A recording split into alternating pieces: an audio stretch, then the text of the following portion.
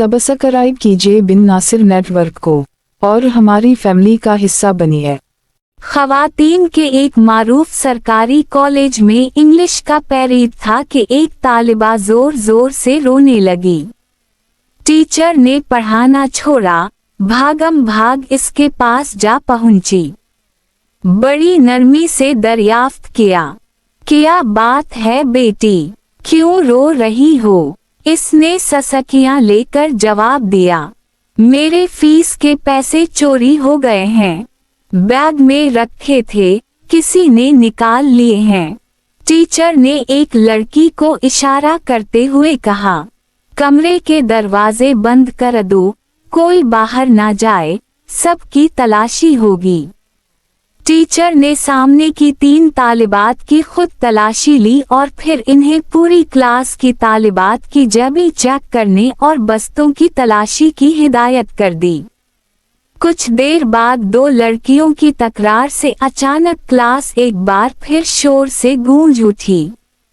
Teacher अपनी कुर्सी से उठते हुए बोली, क्या बात है? मस्त तलाशी लेने वाली तालिबा बोली, कौसर अपने बैग की तलाशी नहीं लेने दे रही।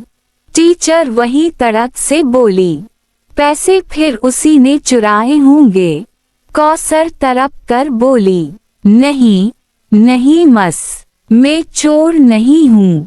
चोर नहीं हो तो फिर बैग की तलाशी लेने दो। नहीं। कौसर ने किताबों के बैग को सख्ती से अपने सीने के साथ लगा लिया। नहीं, मैं तलाशी नहीं दूंगी। टीचर आगे बढ़ी, उसने कौसर से बैग छीनने की कोशिश की लेकिन कामयाब ना हो सकी। इसे गुस्सा आ गया, टीचर ने कौसर के मुंह पर थप्पड़ दे मारा। वो जोर जोर से रोने लगी। टीचर फिर आगे बढ़ी, अभी उसने तालिबा को मारने के लिए हाथ उठाया ही था कि एक बारब आवाज गूंजी, रुक जाओ। टीचर ने पीछे मुड़कर देखा तो वो प्रिंसिपल थीं।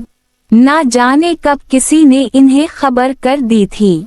इन्होंने तालिबा और टीचर को अपने दफ्तर में आने की हिदायत की और वापस लौट गईं। प्रिंसिपल ने पूछा, क्या मुआमला है? टीचर ने तमाम माजरा कह सुनाया। इन्होंने तालिबा से बड़ी नरमी से पूछा, तुमने पैसे चुराए? नहीं, उसने नफी में सर हिला दिया। कौसर की आंखों में आंसू भर आए थे।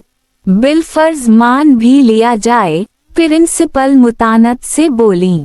जब तमाम तालिबात अपनी अपनी तलाशी दे रही थीं, तुमने इनकार क्यों किया? कौसर खामोशी से मैडम को तकने लगी। इसकी आंखों से 2 मोटे मोटे आंसू निकलकर इसके चेहरे पर फैल गए। टीचर ने कुछ कहना चाहा, जहांदीदा प्रिंसिपल ने हाथ उठाकर उसे रोक दिया। प्रिंसिपल का दिल तालिबा का चेहरा देखकर उसे चोर मानने पर आमादा ना था। फिर इसने तलाशी देने के बजाय तमाशा बनना क्यों गवारा किया? इसमें क्या राज है? वो सोचने लगी और फिर कुछ सोचकर टीचर को क्लास में जाने का कह दिया। प्रिंसिपल ने बड़ी मोहब्बत से कौसर को अपने सामने वाली निशस्त पर बिठाकर फिर इस्तिफसार किया। इसने खामोशी से अपना बैग उनके हवाले कर दिया। प्रिंसिपल ने इश्तियाक, तजस्सुस और धड़कते दिल के साथ बैग खोला, मगर ये किया, किताबों कापियों के साथ एक काले रंग का फूला पचुका हुआ शापर बैग भी बाहर निकल आया।